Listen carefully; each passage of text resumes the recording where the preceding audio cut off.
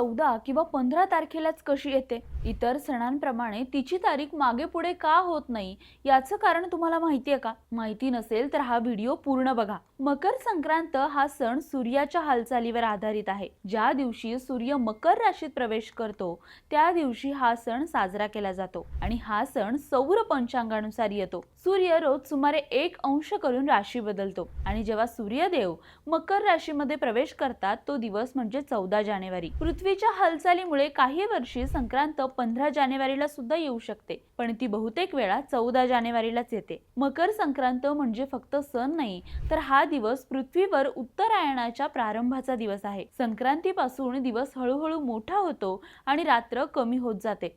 थंडी सुद्धा कमी होते. त्यामुळे हा नवचैतन्याचा ऋतू बदलाचा सण आहे. संक्रांत या सणाला वेगवेगळ्या राज्यात वेगवेगळी नावे आहेत. महाराष्ट्रामध्ये मकर संक्रांत, उत्तर भारतात खिचडी किंवा उत्तरायण, गुजरात राजस्थानमध्ये उडियाळ पतंग महोत्सव, तामिळनाडूमध्ये पोंगल आणि ज्या त्या प्रदेशानुसार हा सण साजरा करण्याच्या पद्धती देखील वेगळ्या आहेत. महाराष्ट्रामध्ये मकर संक्रांतीला सौभाग्याचा सण म्हटलं जातं आणि या दिवशी तिळगुळ वाटण्याची सुद्धा प्रथा आहे. तसंच गुजरातमध्ये आकाशात रंगबिरंगी पतंग उडवतात. मित्रमैत्रिणींसोबत पतंग उडवण्याची स्पर्धा देखील करतात. तमिळनाडू, कर्नाटकमध्ये पोंगल या नावाने हा सण साजरा केला जातो. या दिवशी तांदूळाचा खास पदार्थ पोंगल बनवतात, सूर्यदेवाची पूजा करतात, घर सजवतात. हा 4 दिवसांचा उत्सव असतो. आंध्र प्रदेशमध्ये मकर संक्रांती या नावानेच हा सण साजरा करतात. घरात रांगोळी काढतात, नव्या धान्याची पूजा करतात आणि कुटुंबासोबत त्यांच्याकडील पारंपरिक गोड पदार्थ खाल्ले जातात. उत्तर भारतात खिचडी किंवा उत्तरायण या नावाने हा सण साजरा केला जातो. या दिवशी खिचडी किंवा काहीतरी गोड पदार्थ बनवला जातो,